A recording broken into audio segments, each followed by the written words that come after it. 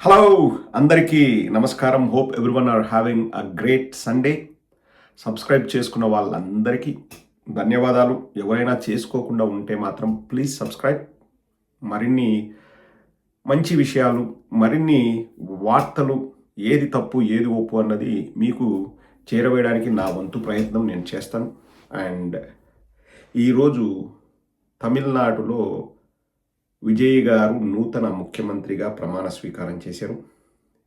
ఎంకి పెళ్లి సుబ్బి సావుకొచ్చిందని చెప్పేసి ఎప్పుడైతే రిజల్ట్స్ వెలువడ్డాయో ఆ రోజు నుంచి పాపం జన సైనికులకి కంటి మీద కునుకు లేదంటే అతిశయోక్తి కాదు. లెఫ్ట్ అండ్ రైట్ ఫుట్బాల్ ఆడుకున్నారు ఆంధ్ర రాష్ట్ర ప్రజలు. మరి ముఖ్యంగా సోషల్ మీడియాలో పవన్ కళ్యాణ్ గారి డబుల్ స్టాండర్డ్స్ని ఎత్తి చూపారు. ఎందుకు పవన్ కళ్యాణ్ ఏం సాధించాలని నువ్వు ఇవన్నీ చేస్తున్నావు అని.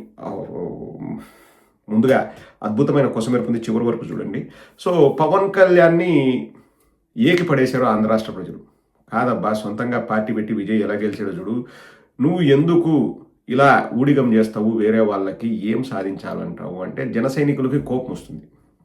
మీరెవరు చెప్పడానికి, మా ఇష్టం వచ్చినట్టు మేము ఊడిగం చేసుకుంటాం, మేము మిమ్మల్ని ఓడించడమే మా టార్గెట్, మిమ్మల్ని ప్రతిపక్షంలో కూర్చోబెట్టాం, జగన్మోహన్ రెడ్డి గారికి అధికారం దూరం చేయడమే మా టార్గెట్, అందులో మేము సక్సెస్ అయ్యాము, ఇంకొక 15 ఏళ్ళు మేము ఊడిగం చేస్తాం, మెల్లమెల్లగా బలపడతాం, ఊడిగం చేస్తూ చేస్తూ చేస్తూ బలపడుతూ బలపడుతూ బలపడుతూ మా పవన్ కళ్యాణ్ గారికి 75 ఏళ్ళు 80 ఏళ్ళు వచ్చినప్పుడు ముఖ్యమంత్రి అవుతాడు, మీకేంది నొప్పి అన్నట్లు పాపం ఇంకా ఒడ్డున పడ్డ చేపలాగా ఇంకా వాళ్ళ పరిస్థితి అగమ్య గోచరం.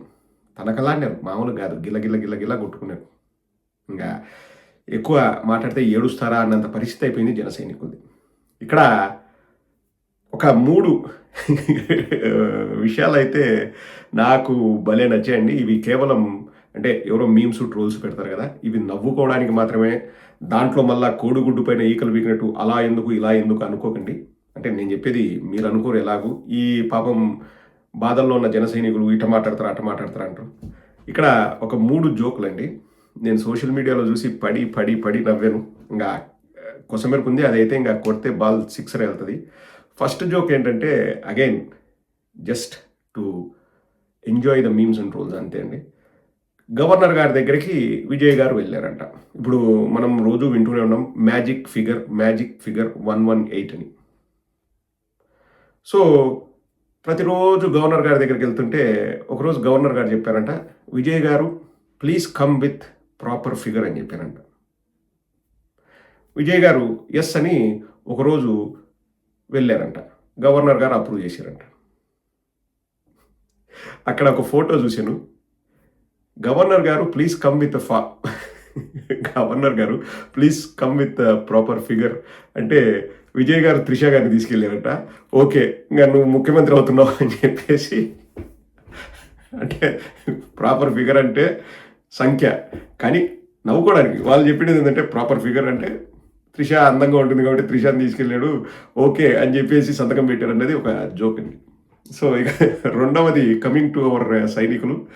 సో ఒక వైఎస్ఆర్ కాంగ్రెస్ పార్టీ అతను ఒక జన సైనికుడిని అడిగాడంట, కాదబ్బా మీ నాయకుడు కూడా విజయ్ గారు చేసినట్లు చేయొచ్చు కదా, అలా చేస్తే సీఎం అవుతారు కదా అంటే జన సైనికుడు ఉండి బాగా గాబరా పడ్డాడంట. అవును కరెక్టే, కానీ ఇప్పటికిప్పుడు విజయ్ గారు త్రిష గారిని ఎంచుకున్నట్లు మా నాయకుడిని ఇప్పటికిప్పుడు ఎవరినైనా ఎంచుకోమంటే కష్టం. అసలే మా నాయకుడికి మళ్ళీ 3 పెళ్ళిళ్ళనే, ఇప్పటికిప్పుడు మళ్ళీ ఒక కొత్త ఫేర్ అంటే కష్టము, మా నాయకుడు వల్ల కాదన్నాడంట.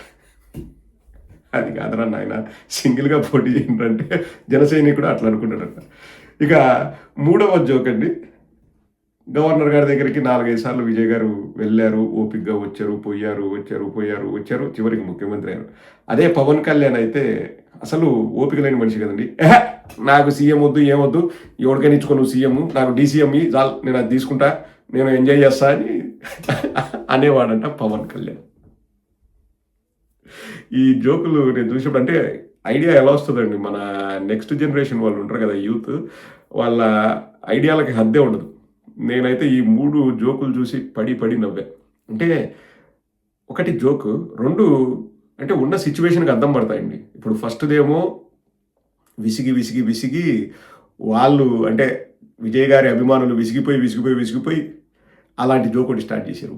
రెండవది వైఎస్ఆర్ కాంగ్రెస్ పార్టీ వాళ్ళు జనసేన వాళ్ళని ట్రోల్ చేయడానికి రెండో జోకు. ఇంకా మూడోది అయితే పవన్ కళ్యాణ్ ఆ స్థిమితం లేని మనస్తత్వాన్ని తెలియజేసేది మూడో జోక్. జోక్స్ ఉంటాయి కానీ ఆలోచిస్తే దాంట్లో అర్థం కూడా ఉంటుంది. ఇప్పుడు అలాంటిదే ఇంకోటి, ఇంకా ఇది హైలైట్కే హైలైట్. ఒక వ్యక్తి పవన్ కళ్యాణ్ పైన అభిమానాన్ని ఎలా చాటుకుంటున్నాడో చూడండి. ఇంకా ఇది చూసిన తర్వాత మీరు కూడా ఇంకా చేతులు 2 జేబుల్లో పెట్టుకొని ఎటుపోతారో మీకే తెలీదు. ఒకసారి చూడండి. అద్భుతమైన కొసమెరుపు. ఈ మధ్య కాలంలో ఇటువంటి కొసమెరుపు నేను మీకు ప్రజెంట్ చేయలేదు. ఒకసారి చూడండి. సీఎం కావాలంటే 2 నిమిషాలయ్యా, అవసరం లేదు. పిఎంఏ కావాలి. హిందూయిజాన్ని బతికించాలంటే మరో పవర్ స్టార్ దక్షిణ భారతదేశం నుంచి వెళ్ళబోతున్నాడు. గెలుస్తాడు, పిఎం గా పోటీ చేస్తాడనేది నేను నమ్ముతాను. ఉట్టికే లేనమ్మా స్వర్గానికి ఎక్కుతా అన్నదంట. అలా ఉంది. సీఎం అవ్వడానికే నువ్వు సొంతంగా పోటీ చేయలేవు, పిఎంకు పోటీ చేస్తాడంట. అసలు హిందూయిజాన్ని కాపాడడానికి దక్షిణాది రాష్ట్రం నుంచి పవన్ కళ్యాణ్ గారు పిఎంగా అవతరించబోతున్నారంట. ఇంకా మీరు ఎలా తీసుకుంటారో మీ ఇష్టం. ఇంకా అది మ్యాటర్.